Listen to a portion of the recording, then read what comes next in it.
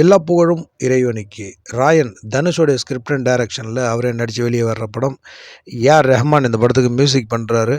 இந்த படத்துடைய first single இன்றைக்கி 6 மணிக்கு ரிலீஸ் ஆகிறதா சொல்லியிருக்கிறாங்க. படம் ஜூன் மாதம் ரிலீஸ் பண்ணுறதா அஃபிஷியலாக சொல்லியிருக்காங்க.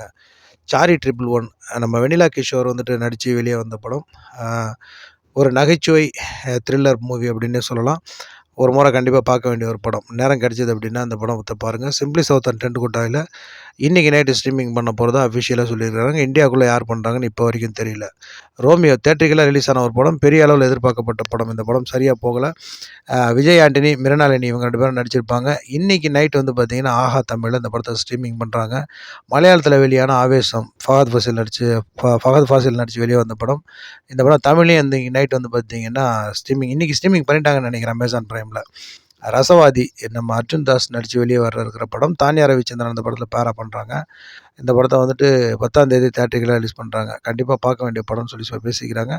முடிஞ்சால் ஒரு முறை ட்ரை பண்ணி பாருங்கள். Kingdom of the Planet of the Apes இந்த படத்தோடைய இறுதி பாகம்னு சொல்கிறாங்க. எப்படின்னு தெரியல. ஸோ அடுத்த பாகம்னு வச்சுக்கலாம். தமிழில் டப்பிங் பண்ணி தேட்டரிக்கலாக நாளைக்கு ரிலீஸ் ஆகுது. சமூக போராளி பருத்தி வீரன் அமீர் நடித்து வெளியே வர படம். உயிர் தமிழ் காதம்பாவை டைரக்ட் பண்ணியிருக்கிறாரு. வித்யாசாகர் மியூசிக் பண்ணியிருக்காரு. நாளைக்கு தேட்டரிக்கலாக ரிலீஸ் ஆகுது. இங்கே நான் தான் கிங்கு சந்தானம் நடித்து வெளியே வர படம். நாளைக்கு ரிலீஸ் ஆகுது தேட்டரிக்கலாக. ஸ்டார் நம்ம கவின் நடித்து வெளியே இருக்கிற படம். பெரிய எதிர்பார்ப்பில் அந்த படம் இருக்குது. டீசர் வந்து பார்த்திங்கன்னா வேறு லெவலில் பண்ணியிருந்தாங்க. நாளைக்கு தேட்டரிக்கலாக அந்த படம் ரிலீஸ் ஆகுது.